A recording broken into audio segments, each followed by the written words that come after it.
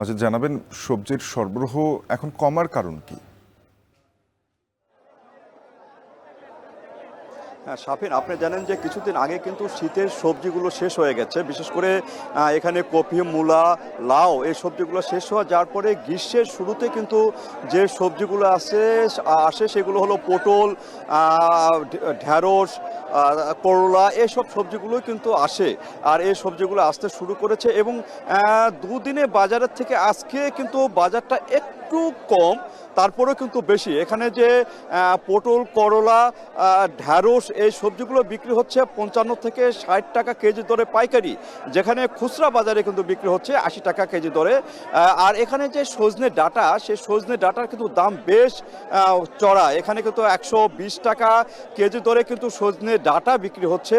আর অন্যান্য যে সবজিগুলো এখনও পাওয়া যাচ্ছে, বিশেষ করে আলু, বগুড়াতে কিন্তু আলুর দাম একেবারেই কম। এখানে 15 থেকে 18 টাকার মধ্যে কিন্তু প্রতি কেজি আলু এখানে কেনা বেচা হচ্ছে। আর এর আগে যে সবজিগুলো ছিল, সেই সবজিগুলোর দাম যেমন কম ছিল, শীতকালীন সবজিগুলোর দাম যেমন কম ছিল, এখন গ্রীষ্মকালীন যে আবার সবজি এসেছে, শীতকালীন সবজিরই একটি জাত, বিশেষ করে মূলা, সেই মূলা কিন্তু বিক্রি হচ্ছে আজকে 30 টাকা কেজি দরে। আর মিষ্টি লাউ আজকে বাজারে বিক্রি হচ্ছে 15 থেকে 16 টাকা কেজি দরে। মিষ্টি কুমড়া সেটি বিক্রি হচ্ছে। এইভাবে কিন্তু বগুড়ার মহাস্থান হাটে কিন্তু পাইকারি বাজারে এরকম দামে বিক্রি হচ্ছে। আর কৃষক যেটি বলছেন যে দীর্ঘদিন খরা থাকার ফলে গ্রীষ্মকালীন যে সবজিটা, সে সবজিটা এখনও বেশি বাজারে আসছে না। তবে একটু বৃষ্টি হয়ে গেলেই কিন্তু 10 থেকে 15 দিনের মধ্যে কিন্তু সবজির যে চালান, যে সরবরাহ, সেটি কিন্তু বেশ বাড়বে এই মহাস্থান হাটে।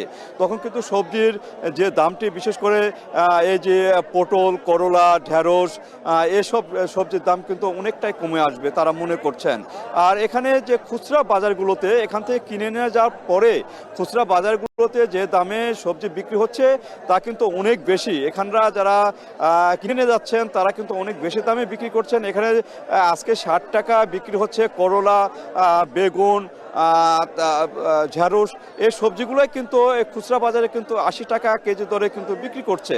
এখান থেকে সামান্য দূরে বগুড়া শহরে কিন্তু এইটি আমরা দেখতে পাইছি যে পটল 80 টাকা কেজি দরে, বেগুন 80 টাকা কেজি দরে বিক্রি করছে।